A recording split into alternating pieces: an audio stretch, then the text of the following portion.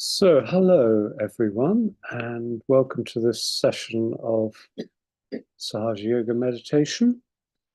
That was beautiful carol, contemporary carol by Alexander Kampke. So tonight I'm going to talk about Confucius, one of the incarnations of the Adi Guru. And Then we'll have extract from a talk of Sri Mataji's, then the meditation as usual. So who was Confucius? What were his teachings? What was his speciality? And how can he be related to our world today? And forgive my atrocious pronunciation of Chinese names. So Confucius was born in 551 BC, or BCE as we're supposed to say these days, in Khufu in Shandong province in East China. And he died in 479 BC, roughly at the time that Socrates was born, when he was just over 70. He may have been alive at the same time as Lao Tzu, and there's a story of their meeting, though it's told by Taoists and it's rather to the advantage of Lao Tzu, so I don't think it's to be trusted. It seems more likely that Lao Tzu came after Confucius to reset the balance after Confucianism began to kind of grow dogmatic, perhaps. There's a story about Mencius. He was a famous Confucian teacher who is sometimes called the second sage after Confucius, and he lived around 4 generations after Confucius. And there's a story that one day he came home and found his wife wasn't sitting correctly. Immediately, he wanted a divorce. Fortunately, his mother pointed out that he hadn't announced his arrival before bursting into the living room, as was required by the Dharma of the time, which was very rigid. Therefore, he was to blame. So he didn't get divorced. But one can see how an excessive paying of attention to Dharma like that, to daily protocol, to all the kind of rules and regulations of everyday life could have a crippling effect upon human behavior, just as is said to have happened after Sri Ram's time in India. At any rate, whereas Lao Tzu is concerned with the spiritual life, and especially the Tao, the Holy Spirit, the way of the Adi Shakti, Confucius was largely concerned with with the human realm, with human relationships and the proper way to run a society. He didn't found a religion. It was more that he revived or consolidated a philosophical disposition. Sri Mataji describes him, and others have described him, as the founder of humanism. We have to be a little careful here because humanism is one of those words that has shifted its meaning. In the Renaissance, it was seen as a way of going back to classical learning, but harmonizing it with the Christian understanding.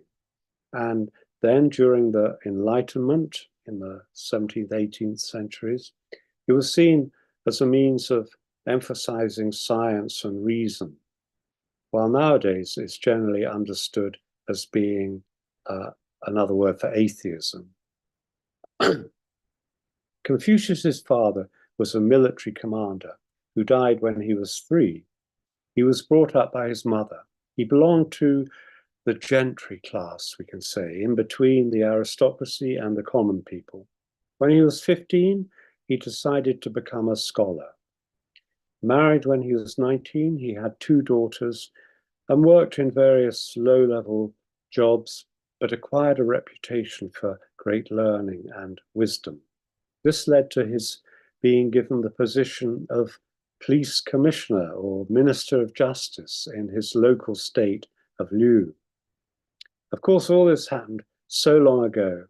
The record of his life is vague, and it's hard to be sure of exactly what happened. But the gist of it is that Confucius gave up his position and left his native state for a life of wandering, either because he felt the ruler was being corrupted and the rights neglected, sort of the Dharma, we can say, neglected, or because he was induced to go. One story has him having to go through one neighboring state, Song, in disguise because the Minister of War there wanted to kill him. Still, about this, the Master said, "Heaven has given me this power, this virtue. What can Huan Tui do to me?" He was the minister, Confucius's enemy. This is one of the rare occasions when Confucius mentions heaven or gives his students the sense that God is looking after him. Mostly he behaved as though he was an ordinary human being, but one who studied hard and loved learning more than others. The Master said, "I was not born with knowledge, but I love antiquity, and I work hard in pursuing it." This is what it says in the Analects. Also there, the Master did not speak about prodigies, extraordinary shows of strength, chaos, and spirits. We get the impression that he wanted to talk about ordinary human matters only. He hadn't come to give self-realization. The Master taught these four things, it says: culture, conduct, doing one's best, and trustworthiness.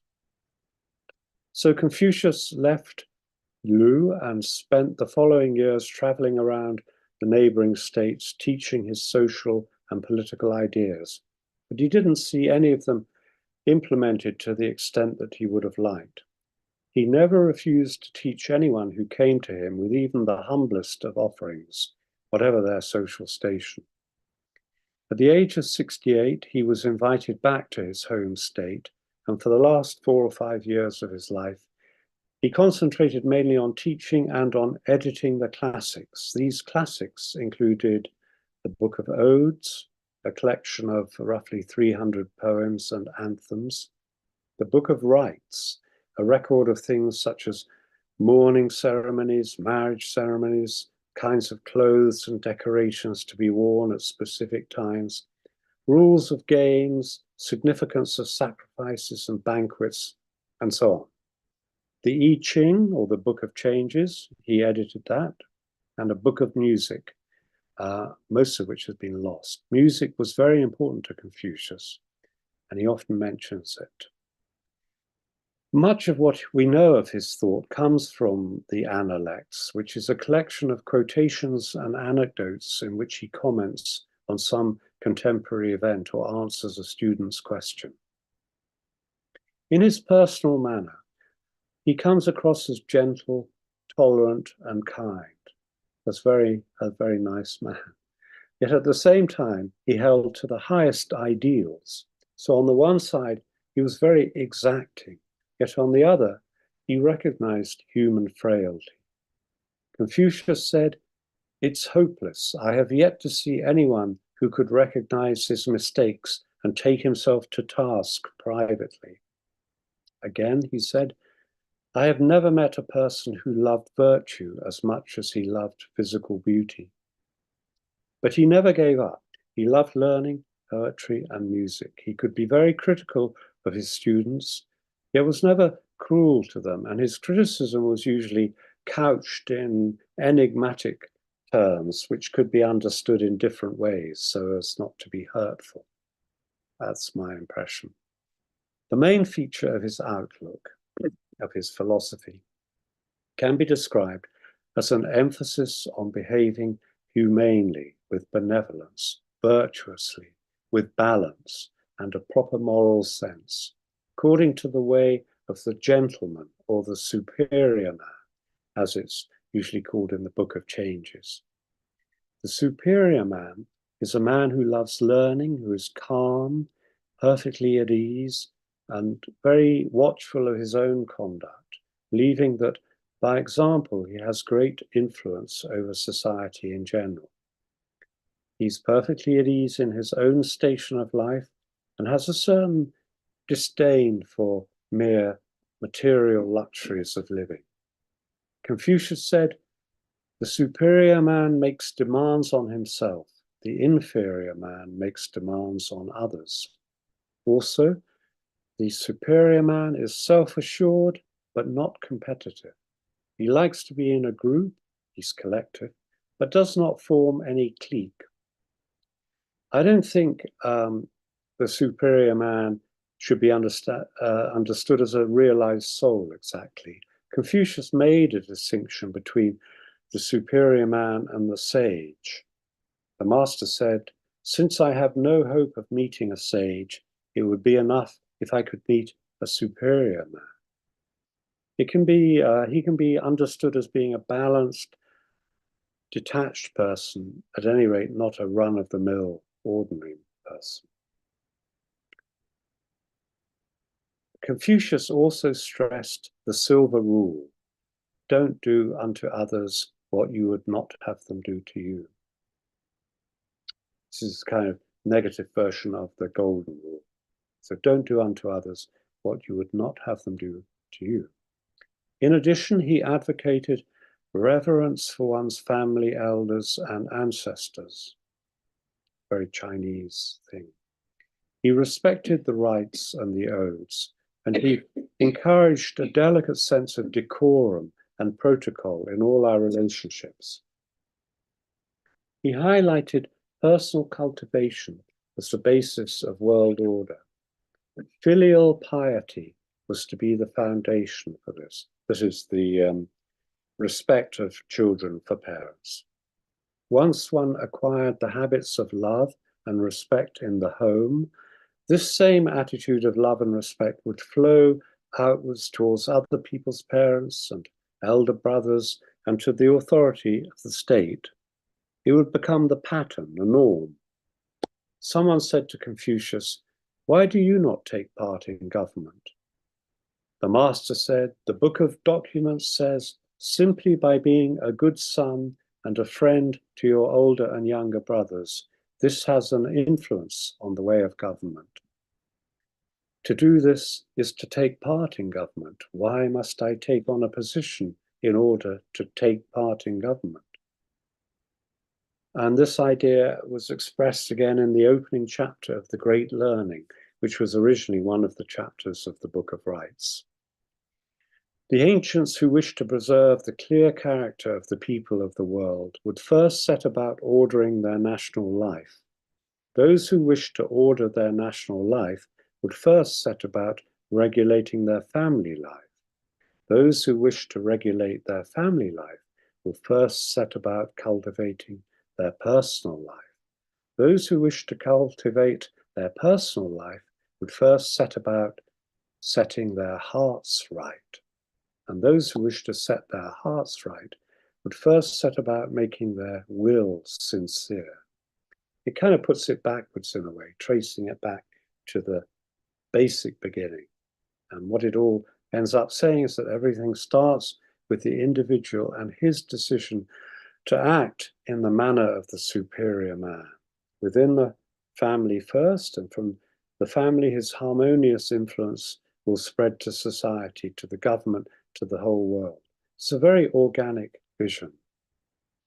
In all this, the institution of the family, we can see, was particularly important. Confucius said, "A youngster should be filial to his parents when he is at home and respectful to his elders when he is away from home." And again, the master said, "When your father is alive, observe what he would like to do. After your father is dead, reflect on what he has done. If for 3 years you refrain from altering your father's ways, you can be called filial." And again, the master said, "Give your parents no cause for worry other than illness." So he stressed obedience and respect, or love and respect, loving obedience. Of course, he believed in cherishing the young, but in his version of family relationships, the child is not regarded as the arbiter, as the wisest person in the room, the one around whom the whole system revolves, as is so often the case nowadays. Instead, the child is supposed to follow the pattern set by his parents. Does that mean, in his eyes, that the parents were always right? No, of course not. But all the same, the master said, "In serving your parents, be gentle when trying to dissuade them from wrongdoing. If you see that they are not inclined to heed your advice, remain reverent. Do not openly challenge them. Do not be resentful, even when they wear you out and make you anxious. So things are very much tilted the other way from how they are now in so much of modern culture. I would suggest, I may be wrong, that what Confucius is really concerned with is the principles, the essences. That is, in this case, with the principles of the father and the mother, which, as we know, are within ourselves and which are to be respected at all times. We only harm ourselves if we don't respect these principles. But of course, there's a close relationship between these principles and their actual human expressions in our own fathers and mothers. Also, I would imagine that for Confucius, this filial reverence towards one's parents had a restraining, improving effect on the parents as well as on the children. In other words, if people are treated with respect, they tend to act respectably. If you expect a lot from someone, they tend to feel bound to give of their best. I think this is true. But if, on the other hand, they are treated with no particular respect as a matter of course, as is often the case in modern families, or without an out disrespect, as is usually the case in politics today, then where is the impetus to live up to the highest standards? Confucius was deeply traditional. When the great economist Thomas Sowell complains that for progressives, traditions are likely to be seen as the dead hand of the past, relics of a less enlightened age, and not as the distilled experience of millions who faced similar human vicissitudes before. He's making a distinctly Confucian observation. So it's probably clear by now that Confucius was very much a conservative. Some people don't like that word because of its associations, but there's no getting around it. He was definitely a conservative with a small c. The master said, "I transmit, but do not innovate. I love antiquity and have faith in it." He looked back, not so much to the generation before him or the century before him, but to the founding of the Zhao dynasty 500 years earlier, which he saw as a sort of golden age, both morally and collectively. One of Confucius's statements recorded in the Analects, which underscores this, is, "The master said, I must have been slipping fast. It has been so long since I dreamt of the Duke of Zhao." Who was this Duke of Zhao, if I've pronounced it correctly, which is quite possibly not the case? He was the son of King Wen, who lived around 1100 BC and who began the war against the Shang, the preceding dynasty, which had degenerated into cruelty and corruption. The Duke of Zhao was the half-brother of King Wu, King Wen's eldest son. So he's also the son of King Wen, but not the eldest son. King Wu completed the conquest of the Shang, begun by his father, King Wen, but died only 2 years after the founding of the Zhao dynasty, and his heir was only a child at the time. So his brother, the Duke of Zhao, made himself regent and acted as the young king's protector. He improved the feudal political system, consolidated the rule of the Zhao, and greatly expanded its territory. This feudal system had family loyalty and personal integrity as its working principles, very Confucian. It also relied on rites and music for their civilizing effect. Again, very Confucian. Interestingly, King Wen is, you may know this, is the man who was credited with putting the hexagrams of the I Ching in order, and his son, this Duke of Zhao, is credited with writing the comments on the individual lines, although, of course, academics no longer believe this. But it's a beautiful story, and it was believed for thousands of years. Anyway, for Confucius, the Duke of Zhao was an example of a wise ruler, a sage king.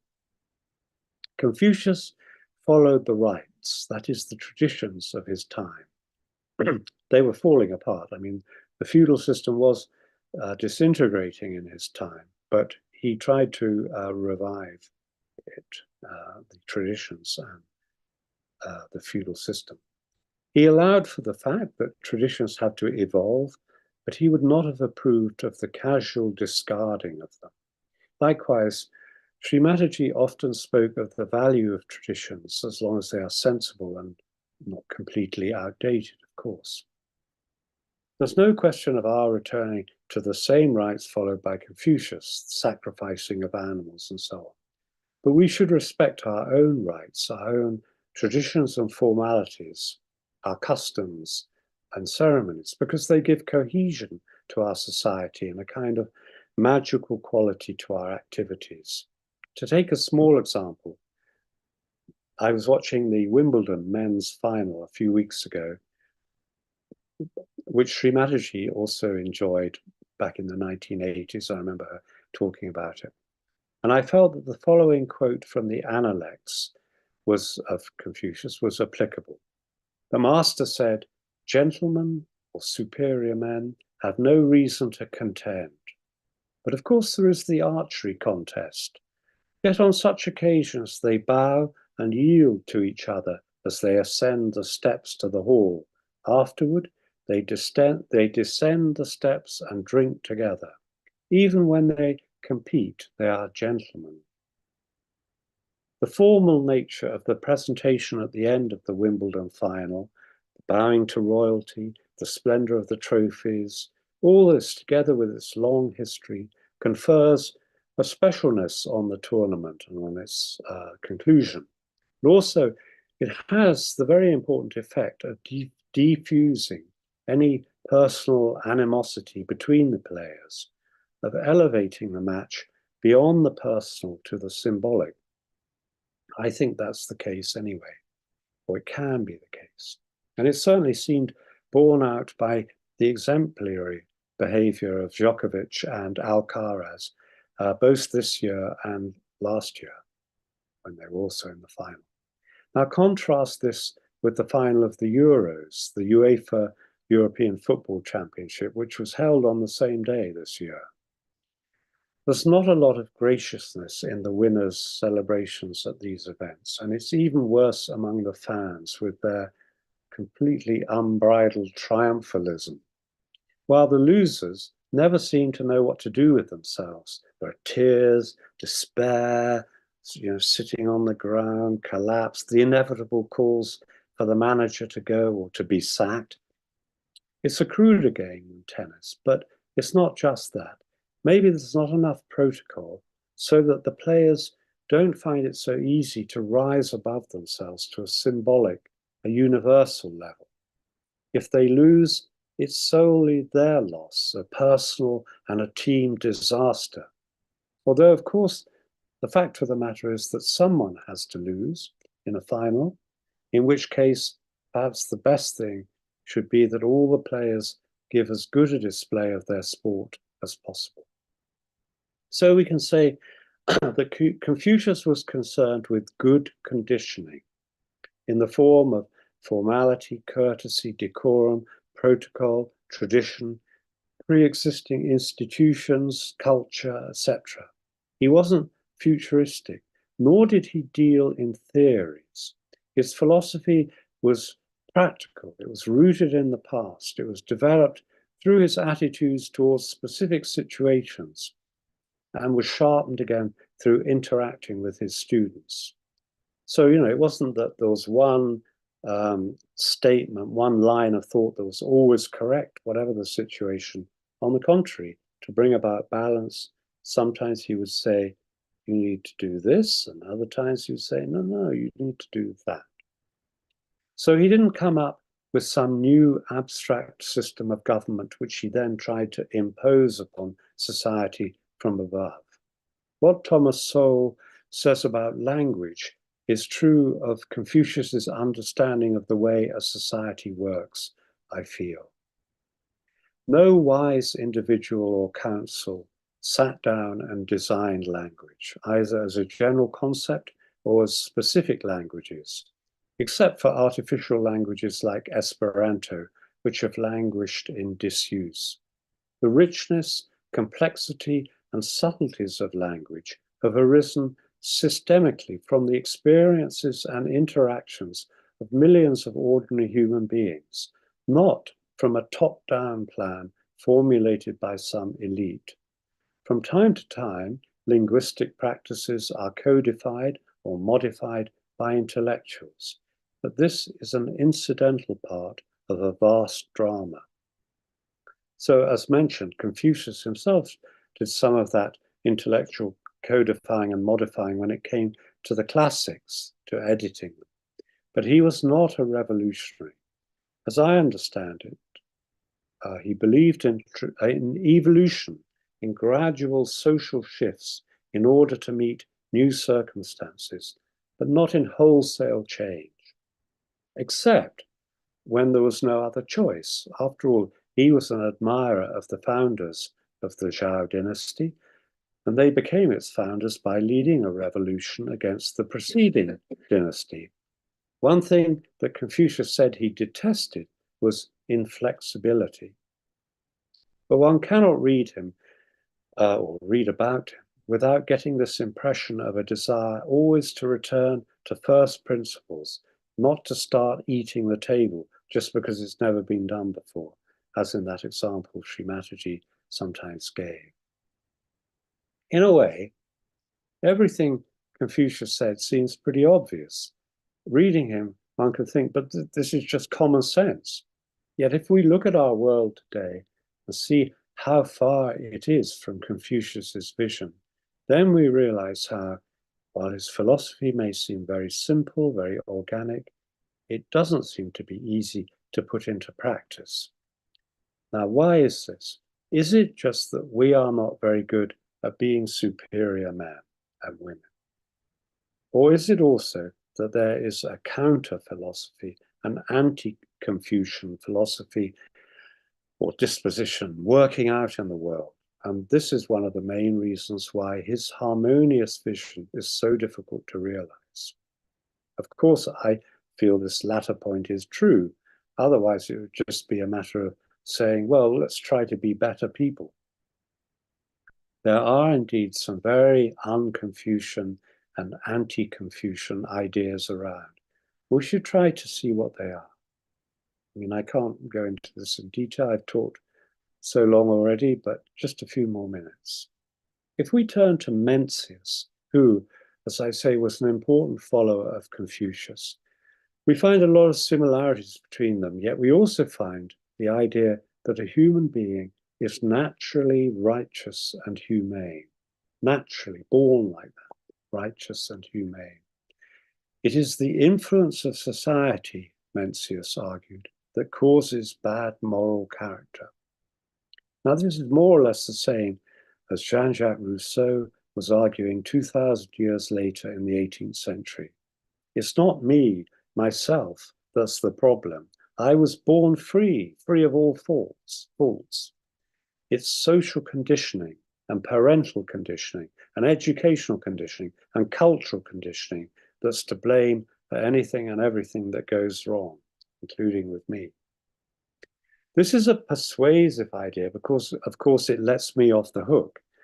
It also has the advantage of allowing me to be an activist because there's an endless amount of conditioning to change. And that's exactly what the French revolutions set about doing, following in Rousseau's footsteps, because they came shortly after him, very shortly after him. They tried to change all the social and religious conditions, getting rid of the monarchy, the aristocracy, and the church. In fact, Christianity as well, as far as they were able to. The past was just a dead weight to them. It was a vast store of inequality, prejudice, and superstition, of no use to them. Marx felt the same, in a way, famously remarking that the tradition of all the dead generations weighs like a nightmare on the brain of the living. Naturally, he thought that since he wanted to change everything and inaugurate a totally new kind of society. For him, The present and the past were bourgeois, and before that it was feudal.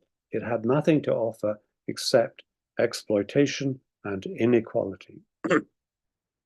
Mao agreed with this. At any rate, it was in his interest to agree with it. During the Cultural Revolution of the 1960s, the whole principle of looking back to the past for example and instruction was attacked under the heading of the so-called Four Olds, these being old ideas, old culture, old customs, and old habits, which were to be critiqued and discarded.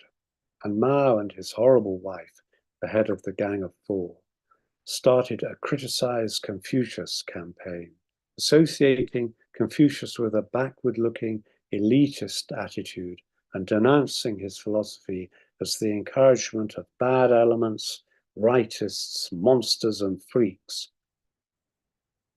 Today also, the past has a bad name. Modern politicians always promise change, as if this is something entirely good, and there can't possibly be such a thing as a change for the worse.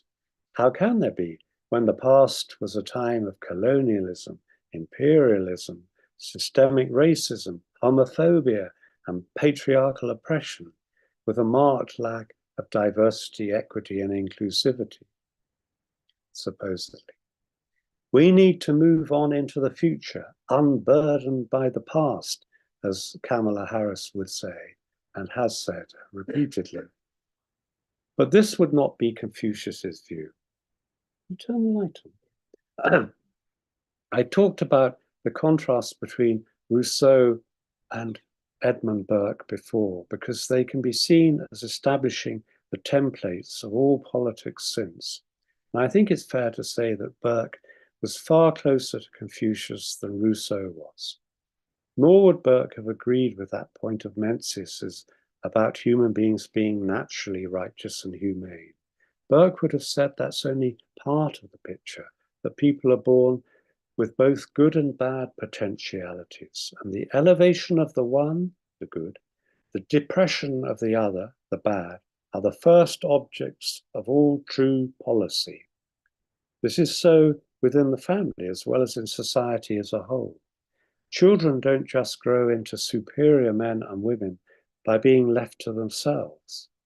Bringing up children properly is a great and serious responsibility. Rousseau's way of dealing with that responsibility was to give all his 5 children away to an orphanage as soon as they were born. For Burke, a respect for the past was crucial. I'm coming to an end now. We are not just innovators, we are also inheritors. We have inherited something, a society, a culture, that has been built up over generations, over centuries, and it is to be handled with care instead of being treated as though it were all the work of ignorant, prejudiced half-wits.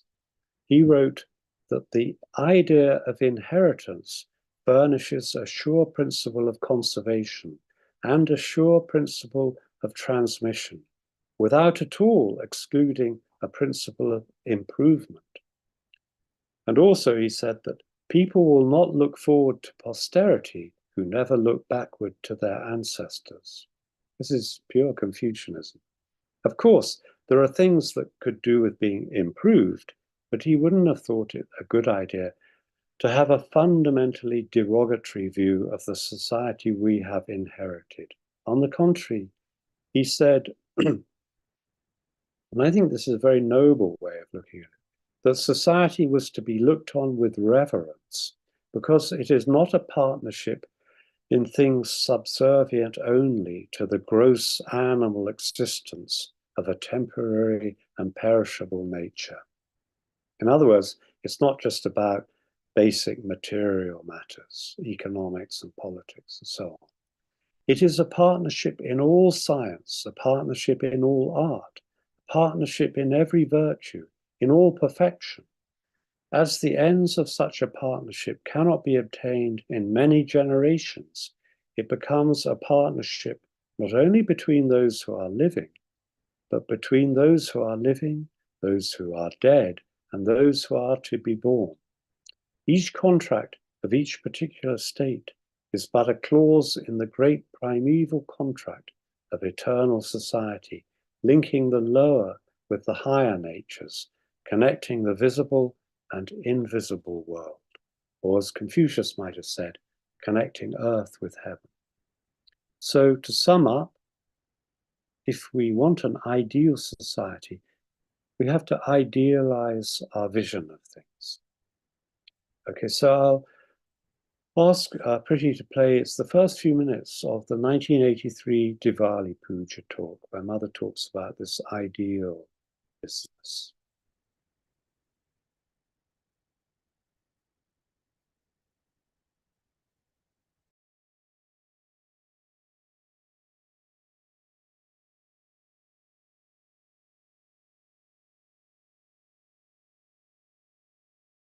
He believed in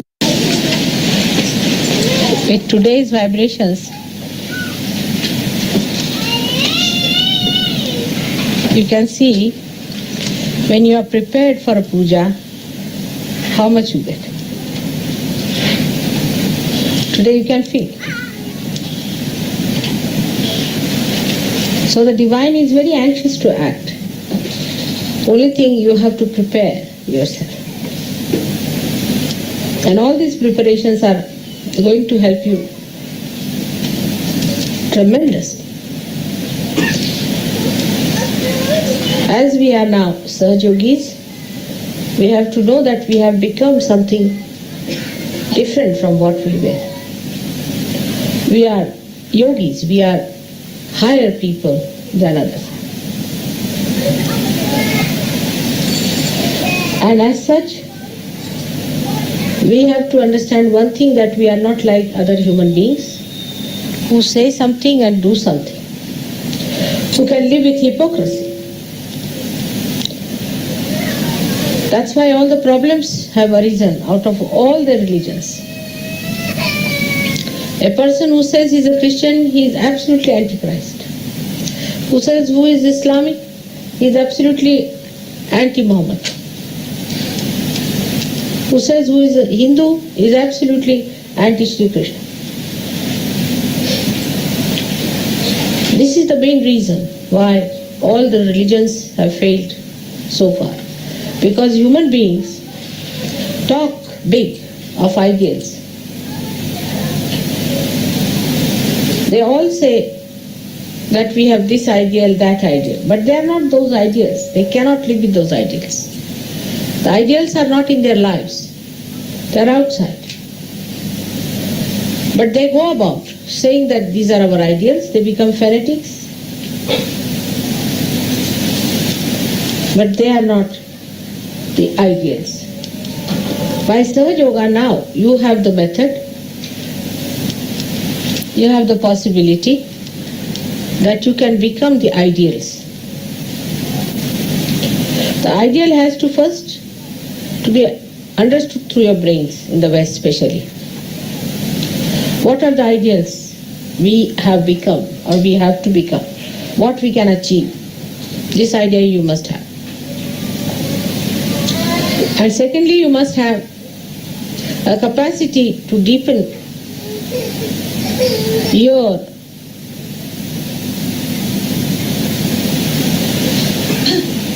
meditative power, so that these ideals go and settle in your heart as a part and parcel of your being. That you can't live without these ideals. We can take an example, say, of Christ. For Christ, he and his ideals were the same. There's no difference between the two. He did not talk of one thing, did another thing, and executed the third thing. This will be the difference between the Sahaja Yogis and non-Sahaja Yogis. That whatever are your ideas have to be expressed in your life every moment, because you are that. If you are gold, then gold is gold all the time. It is not gold sometimes, then sometimes iron, and sometimes mud. It is gold all the time. Only human beings are like that. That sometimes They can be snakes, lions, and could be foxes also. But as Saj Yogis, you become pure human beings. And this is what we have to know. It is not difficult to strive for it. It's not difficult. Because now you have the power to deepen your roots to your heart. So, the brain must be used to understand clearly what are the ideals of a Saj Yogi. What are the things that a Saj Yogi should do. How he should behave in life. What methods he should follow.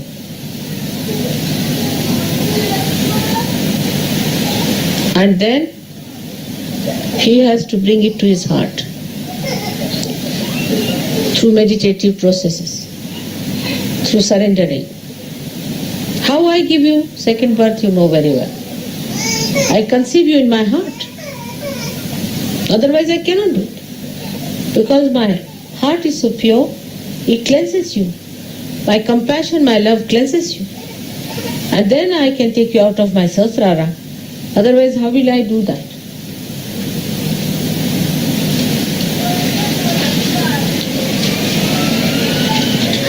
And when that has happened, you have become a new personality.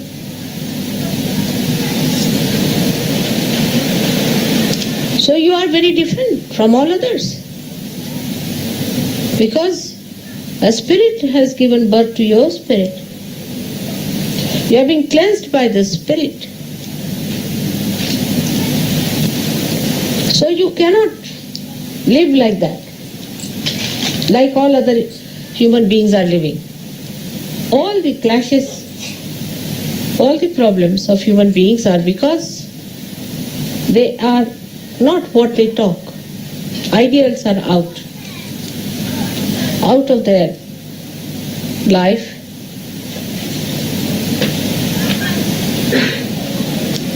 That is how a Saj Yogi will show himself up compared to anybody else.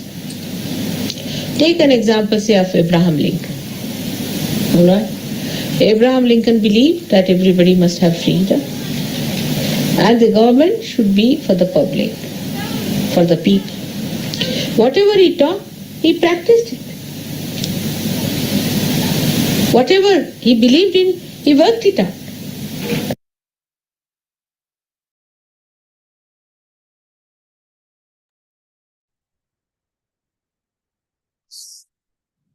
So, for the last 10 minutes or so, I will have the meditation. And I did speak a very long time this evening, but as Srimati said there, it's important to consider these matters through the brain and then, or at the same time, deepen ourselves through meditation. Okay, so, Jai Srimati.